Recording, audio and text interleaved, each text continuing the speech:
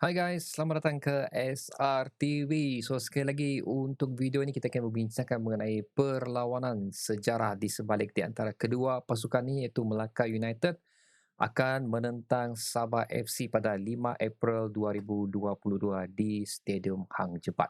So akhirnya Sabah akan bertandang ke halaman lawan setelah dua perlawanan aksi Sabah menentang Negeri Sembilan dan juga PJ City berlangsung di Stadium Likas. So kita akan menganalisa data-data tersebut untuk membuat prediction terakhir pada video ni lah. Aku membuat prediction terakhir mengenai pasukan mana yang aku rasa ada advantage untuk memenangi perlawanan ini. So sebelum tu aku akan share dengan kamu beberapa fakta-fakta menarik dan data mengenai kedua pasukan ini dan sama-sama kita akan bincang untuk mengetahui siapa yang bakal layak. Dan aku juga mempelawar kamu untuk memberi prediction kamu di ruang komen di bawah. So sebelum tu guys, mari kita lihat dulu kedudukan Melaka dan juga Sabah pada 2021.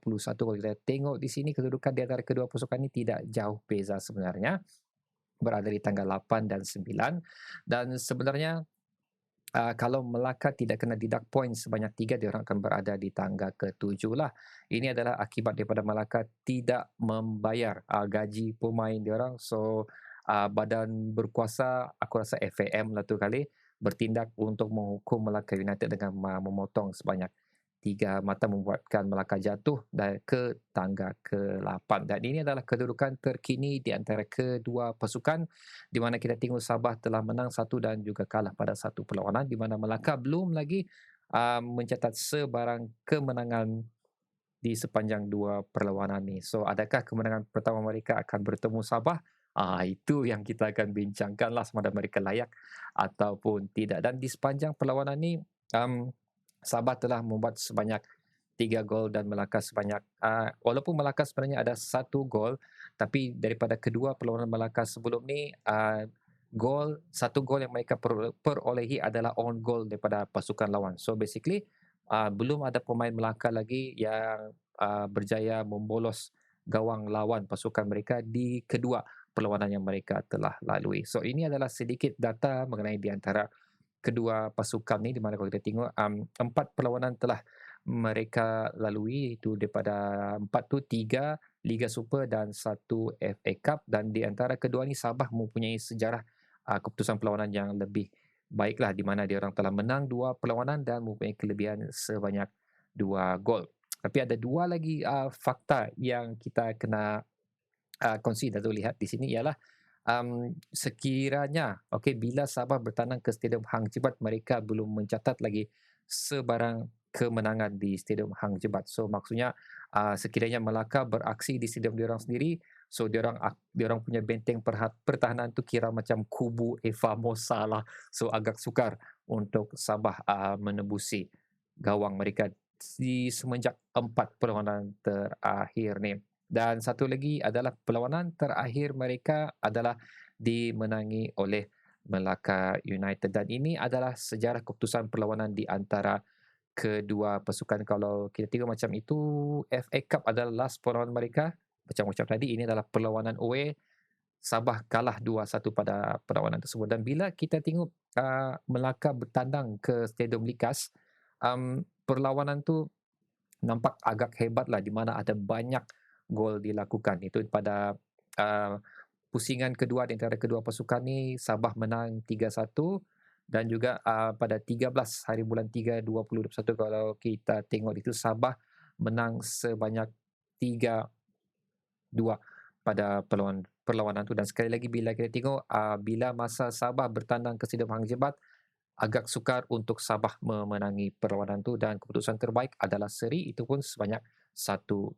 Ada gol dilakukan tapi tidak dapat juga mengatasi kubu pasukan Melaka United ni. Dan kalau kita tengok situ sekali lagi guys, hasil daripada perlawanan ni, Sabah telah menjadikan sebanyak 8 gol dan bolos 6, dan sebaliknya untuk Melaka United lah. Dan sedikit perkongsian untuk pemain-pemain baru Melaka United adalah, ini adalah 3 pemain baru import player yang diorang baru masuk ataupun belilah, di mana salah satunya ialah Oli Sigun, tu adalah pemain forward daripada Selangor, Previously dia beraksi untuk Selangor, dan dua lagi adalah beraksi pada liga di luar daripada Liga Malaysia lah, iaitu Emmanuel Oti Exigba iaitu winger, dan juga Justin Best defender. Justin Best ni dia Filipino, beraksi untuk Liga Filipina aku tak silap, dan ini adalah tiga pemain terbaru untuk Melaka, dan juga mereka mengekalkan dua pemain import mereka yang telah beraksi pada musim lalu, itu Adriano forward diorang, dan juga Sonny Norde iaitu winger. Banyak pemain import diorang ni, ada 5, tapi macam aku cakap tadi, di semenjak dua perlawanan ni salah, tidak ada seorang pun pemain import ni berjaya untuk memberi impact kepada pasukan Melaka setakat ni. Dan kalau aku mengharaplah apa tu impact yang tidak diberi itu akan berterusan sewaktu menentang Sabah nantilah. Dan guys, ini adalah match prediction aku. So sekejap sajalah kita buat video ni, dah lama. Just mau share dengan kamu information saja sebelum perlawanan ni.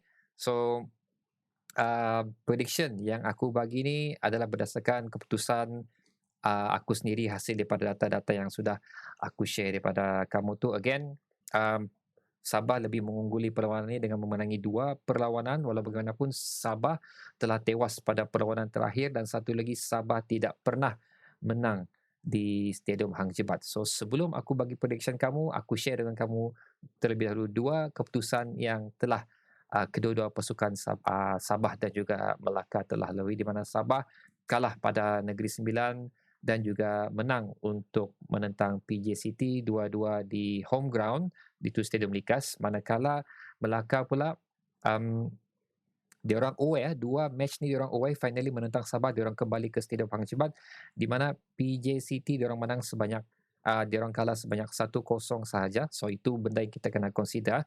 PJ City menang, Sabah menang melawan PJ City 3-1, manakala Melaka kalah dengan PJ City sebanyak 1-0, dan seterusnya Melaka seri dengan Penang FA sebanyak 1-1.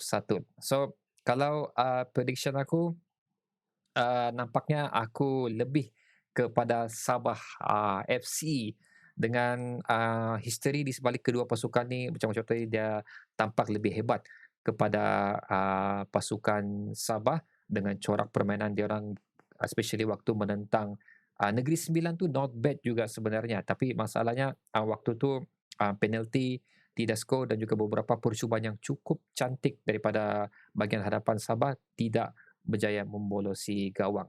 Dan sekiranya apa yang terjadi pada perlawanan menentang PJCT dapat mereka lakukan di Stadium Hang Jebat, aku rasa sudah pasti perlawanan tu memang akan menjadi milik Sabah. Tapi satu lagi kita kena consider ialah di mana pada gol 3-1 menentang PJCT itu adalah daripada set piece, iaitu daripada free kick, 2 daripada free kick dan 1 daripada corner. So Melaka kena berhati-hatilah untuk tidak memberi sebarang foul berhampiran dengan kotak penalti mereka. Dan sekali lagi, ini adalah verdict aku guys, 60% kemenangan untuk Sabah dan 40% kemenangan untuk Melaka. So again, bagi aku Sabah memang layak untuk menang perlawanan ni. However, kalau Sabah kalah pada perlawanan tu, aku ucap tahniah lah untuk Melaka. Tapi dalam hati aku, memang Sabah akan menang pada perlawanan tu. So okay guys, itu saja prediction aku dan share data mengenai kedua pasukan ni sebelum sepak bola pada 5 April nanti.